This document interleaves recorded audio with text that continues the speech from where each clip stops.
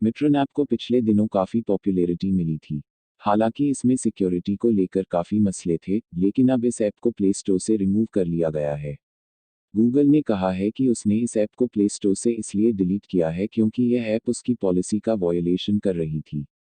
कहा जा रहा है कि मिट्रॉन ऐप कंपनी की span of minimum functionality policy का उल्लंघन कर रही थी। मिट्रॉन ऐप पर मिली कई खामियों के बाद गूगल ने इस ऐप को अनपब्लिश कर दिया है। हालांकि आपको बता दें कि इस ऐप को टिकटॉक ऐप के राइवल के रूप में देखा जा रहा था। बाद में जानकारी मिली थी कि यह ऐप पाकिस्तान का है। गूगल की पॉलिसी कहती है कि अगर किसी दूसरी एप्लीकेशन का कंटेंट बिना किसी एडिशन के कॉपी किया जाता है तो वह अनुचित है। वह अपने प्लेटफॉर्म पर ऐसी किसी भी ऐप को जगह नहीं देता है। खबरों के मुताबिक मिट्रॉन ऐप के सोर्स कोड को पाकिस्तान की सॉफ्टवेयर डेवलपर कंपनी क्यूबॉक्सेस से खरीदा गया है। क्यूबॉक्सेस के सीईओ इरफान शेख के मुताबिक इन सोर्स कोड में ऐप से सभी फीचर और यूज़र इंटरफेस शामिल है।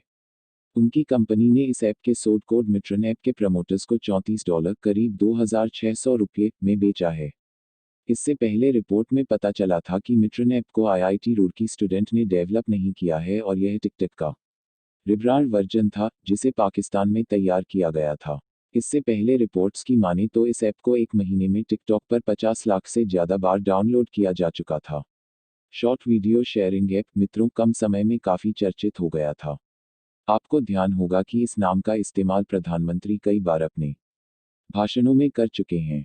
ऐप के डिस्क्रिप्शन में बताया गया है कि मित्रों का उद्देश्य एक ऐसा प्लेटफॉर्म तैयार करना है जहां लोग आकर अपने लिए और दूसरों के लिए मनोरंजन का वीडियो बना सकते हैं।